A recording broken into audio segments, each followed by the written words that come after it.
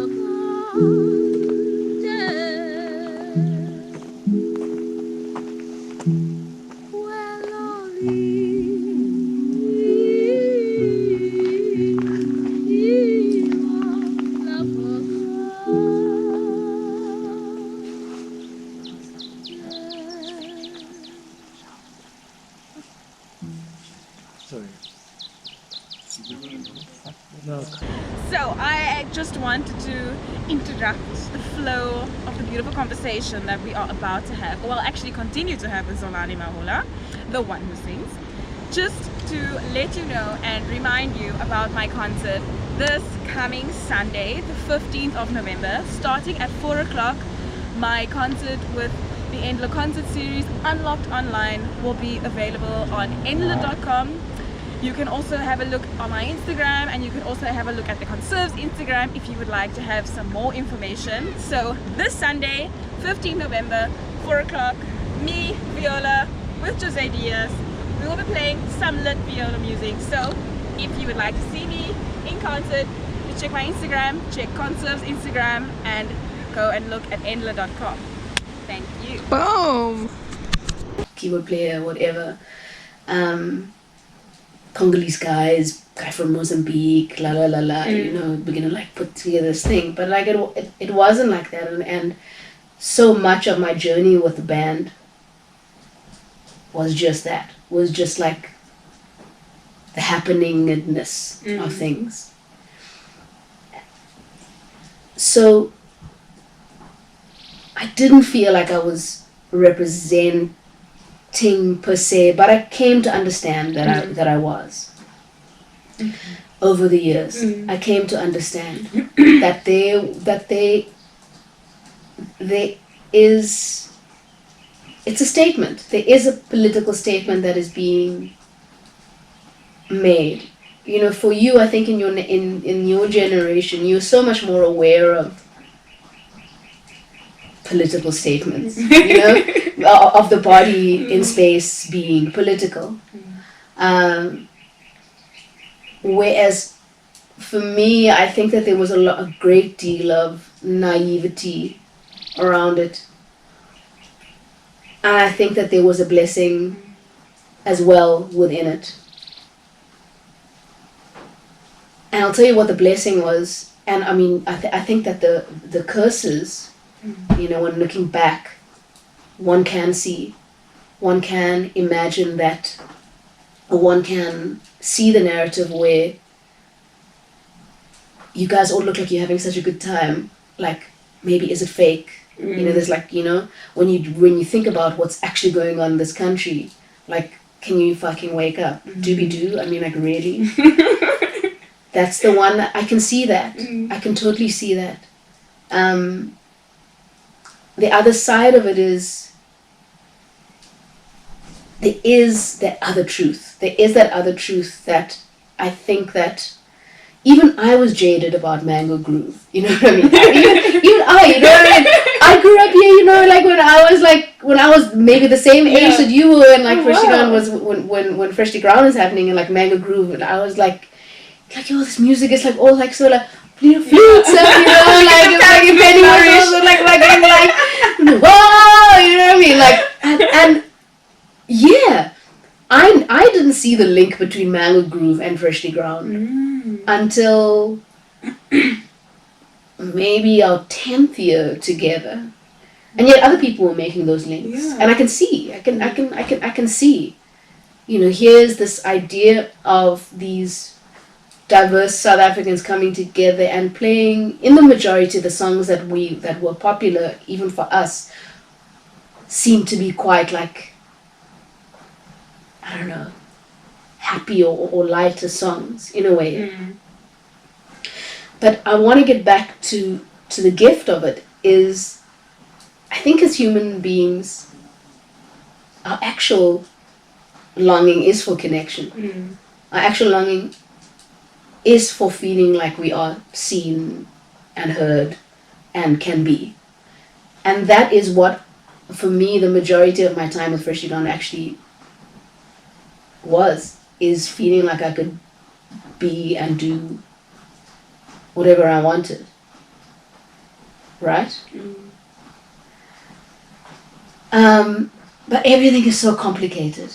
Everything is complicated. It's so beautiful, though. It is. I mean, listen. I have enjoyed my life, and there are things that I have enjoyed my life. They are my own personal.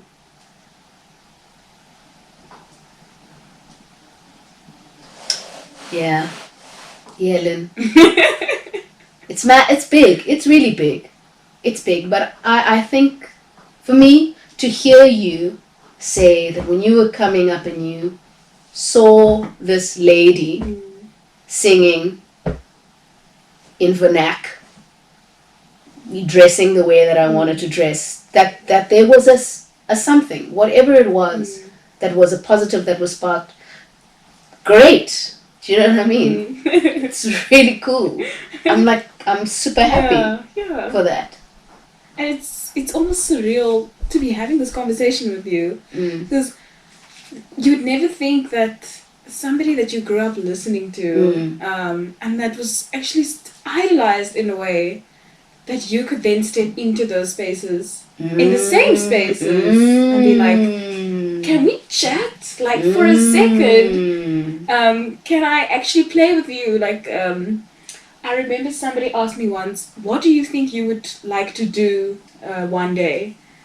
And I said, yeah, I would be keen to do something like Freshly Ground, where I could like, I feel amazing. like I'm gonna play the violin with a band someday. That's so cool. And to be here with you is just like, I'm fucking doing it. Like, You are. I'm like little me.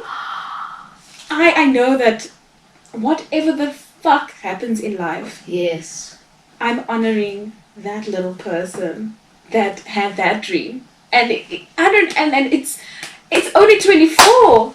We have so much more to go, and I thought that this was gonna be like the goal, the dream. And now I'm like, wow, it's amazing. I can.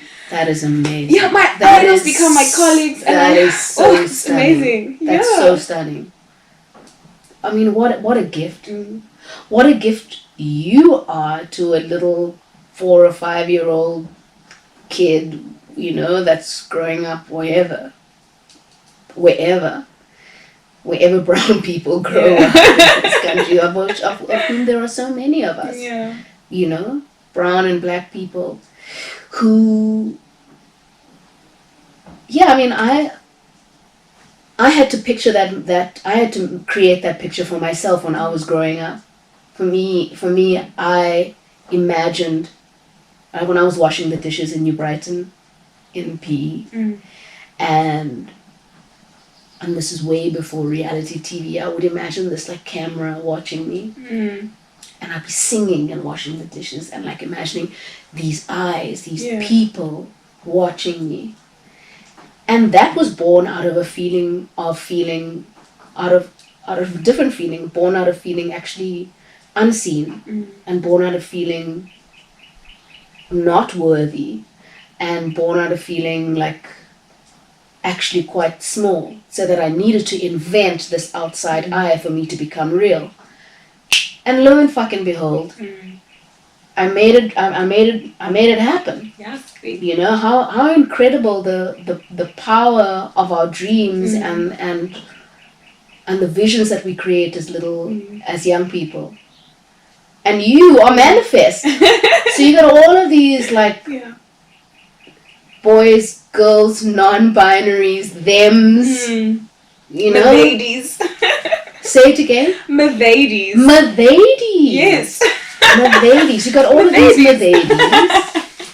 You know, and you are incarnate. You are an embodiment of somebody who is living their life, your life. And so they're like, oh, I can too. Yeah. And I'm gonna.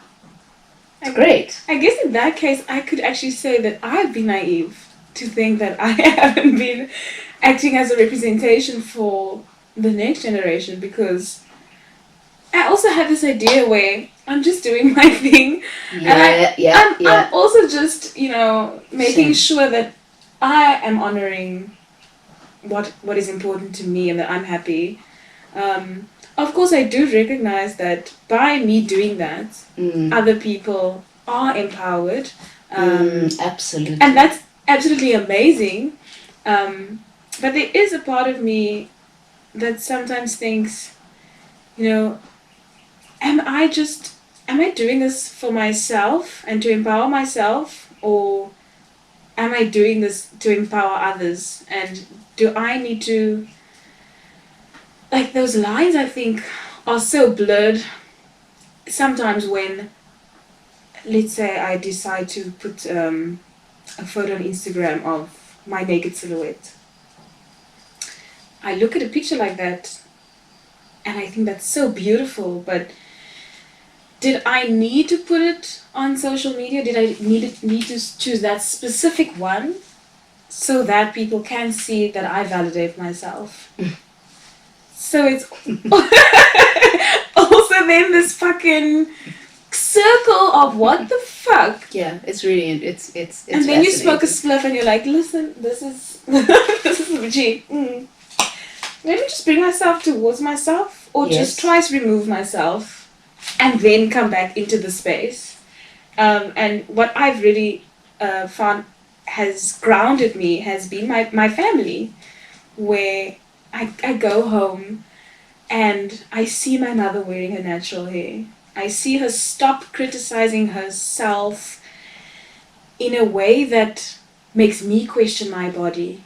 I see boundaries being set in my house. I see different types of languages that are being used. And just by me saying, this is how I identify, you have to accept that you don't have to accept that I'm queer, I accept it. Yeah. I'm not going to wait for your approval. Yeah. Because if I'm going to do that, we might not be having this conversation. Yes. In the next day. So I'm gonna do this. Yes. And I see that my parents have now honored that and questioned their own realities and in a way have become free from, I mean, is it not pompous of me to say what the fuck free is? But just the way that they now are thinking is a little bit sort of with the times and not so much, us women, ons kry maar pak. And something, especially with the gender-based violence that happened, the protests that were happening and the resistance, rightfully so, the justice that needed to be served and hopefully will be. But I spoke with my mother and I said, you know what, when I grew up, I heard, ek gaan weer pak kry, where my mother's friends or people that my mother knew, other women, would say, ooh, my man het nou gedrink, hy het te veel gedrink, so ek gaan weer pak kry. And I never made that connection of, but this is abuse, this is violence against women. Normalized, it was normalized. Yeah. And then my mother, when I ask her these questions, she's like, oh yeah, how did I also normalize that? And I'm like, yeah. Unfortunately, we've normalized a lot of trauma because it's easier to bury it. Although long term, it's really not. Because then we're sitting with that generational trauma and not cutting it off. And can we not stop generational trauma by stopping it here? And just by me saying, tot hier toe en verder nie. Yeah. I've stopped, I mean, not 400 years, but in my eyes, the colonial narratives stop here. Yes. Whether they continue in Braamfontein, whether they continue in Kraaifontein. It's nothing to do with you. Yeah. I'm just here living my best life. Yeah. And if you want to, if you're along for the ride, you're along for the ride. But if not, I'm going to flourish with or without you. And I think that for me was the biggest thing. But I also realized that I'm extremely privileged to say that. I have capital. I can buy equipment to record something that speaks about inequality, and that in itself is a juxtaposition. But I'm actively anti-racist. I am honest about my privileges. I am not pretending to be, the guru of Kraaifontein. Like, ek vind okay. I also, as a colored, I also perpetuate racist narratives, and I'm not absolved of racism. Yes, I've experienced racism, but this skin color has also given me privileges. And if we can start there, just as how I expect white people to recognize their privilege, I need to do the exact same. I need to go back and ask myself, let's talk, girl. Mama, let's sit down and let's you and I just have a little quick chat. And yeah, so from there, I think I love so much of what you've just shared. I mean, there's so much to unpack from it. But I think starting with questioning one's own stories and narratives, how we've grown up, being able to have those conversations with your parents, and being able to share light, on things that seemed normal. Questioning normality, questioning the nature of reality. Yeah. That's a gift. What a gift for your parents, and in turn everybody that they come into contact with. And another thing that I really enjoyed is this idea of validation, and how a couple of years back, 2 years back, when I started this process of unhooking myself from Zolani Mahola from Freshly Ground, or beginning to play with the idea that I could leave the safety and comfort, which is no longer safe and comfortable for me, just personally, not because of the band, but just because of becoming trapped in an identity, I guess. When I was in this process, I had a coach, and this coach gave me a mantra because I had come to realize how powerless I actually felt. You know, you talk about privilege. You know, I had this amazing platform, you know, visible in the public eye for nearly 2 decades. Have people who would look up to me and think, wow, this person has got it, or whatever they might think. And yet actually inside I was dealing with another narrative, which was actually that, you know, which was a narrative from my childhood of being worthless, of being powerless, of whatever. And this mantra that this person gave me is, I am already validated. I'm already validated. Yes. I don't have to prove anything to anyone. I'm already validated. And this was life-changing for me. I mean, I put this mantra on my phone. I mean, I had it go off, you know, like at different times of the day. I put it on my mirror, put it on my fridge. And slowly, I started to believe it. And I tell you, it has made such a huge impact in the way that I show up in the world. The way that I can start to believe in my own just personal power. Outside of having whatever, being a public figure or a celebrity, none of those things matter anymore actually.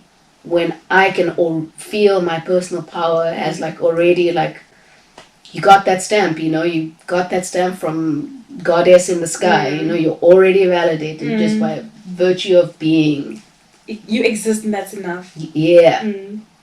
Life-changing. Yeah, it's so beautiful to have that realization. Sure. My goodness. And it's just like, it is exactly like that. Yeah, that you're not having to constantly wait for somebody to validate your existence. But you know, that said, you know, the neural pathways are there, you know. I mean, like I not constantly, less and less, but certainly they are well trodden roads. You know, I've been treading these roads since my mother died, you know, when I was 6, you know, so that's, how long is that? That's like over 3 decades. So also to be compassionate with myself when I forget and when I fall into those pitfalls again and think that I need to do and be and present in certain ways in order to feel like I am seen and heard. Love it. I love it the way you put it. It's just, what a sigh of relief. Another thing that I loved, I'm sorry. Yeah, please. You mentioned pulling yourself towards yourself. I think that is the key. I think it's in there. I think the more we can befriend ourselves and ally ourselves with ourselves and know ourselves and be at peace with ourselves and come to the world from a feeling of being whole. Already.